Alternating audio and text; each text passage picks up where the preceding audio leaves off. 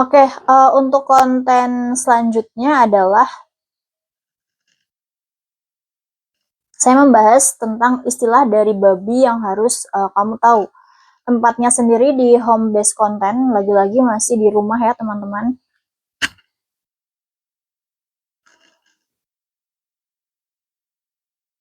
Untuk objek auditnya sendiri, konten ini ngejelasin tentang istilah-istilah yang ada hubungannya sama babi, terutama dalam produk makanan atau barang-barang yang mungkin dikonsumsi sehari-hari. Tujuannya apa? Tujuannya biar audiens itu makin paham dan waspada waktu milih produk halal, tapi dengan cara yang memang enggak tujuannya apa? Tujuannya biar audiens makin paham dan waspada. Biar audiens makin paham dan waspada waktu milih produk yang halal. Temuan yang didapat dari konten ini adalah mendapatkan istilah-istilah yang baru seperti pork, ya ini daging babi yang kadang sering muncul, kemudian lard, lemak babi, gelatin. Kalau sumbernya ini kan kadang nggak disebut halal ya, bisa jadi dari babi, kemudian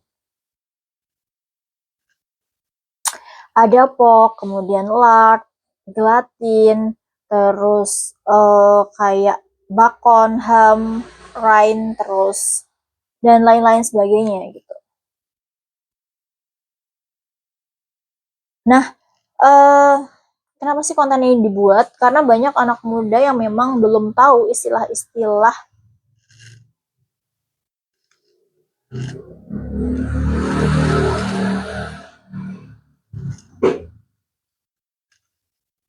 Nah, temuan yang didapat dari konten ini adalah mendapatkan istilah baru gitu, kayak pork, kemudian lard, gelatin, terus enzim-enzim tertentu misalnya ya, kemudian juga ada kayak bacon, ham, rind, dan lain sebagainya.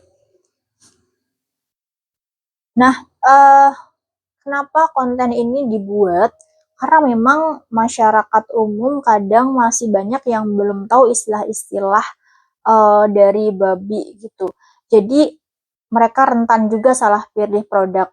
Nah, edukasi tentang istilah babi ini perlu disampaikan dengan cara yang asik ya, biar nyambung juga ke generasi yang sekarang.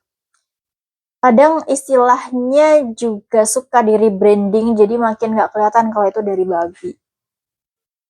Nah, kriteria dari konten ini adalah kejelasan info, pesannya harus gampang dipahami, tanpa dibikin ribet, kemudian penyampaian pesan, interaktivitas konten harus bikin audiens itu mau nanya dan diskusi lebih jauh lagi.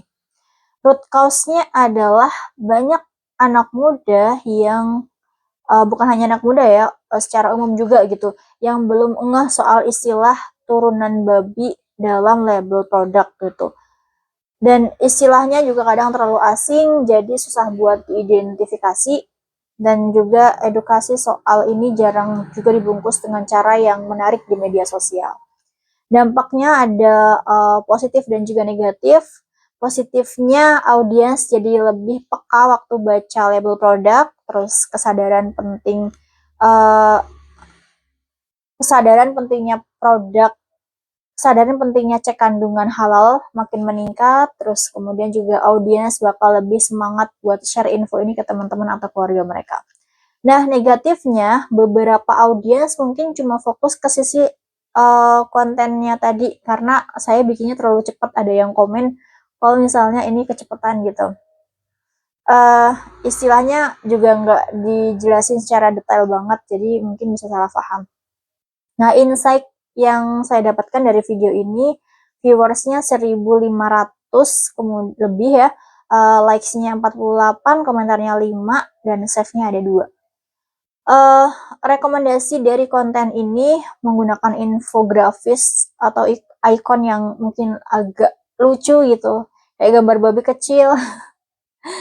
uh, terus aktif menanggapi pertanyaan audiens, jadi lebih interaktif gitu ya.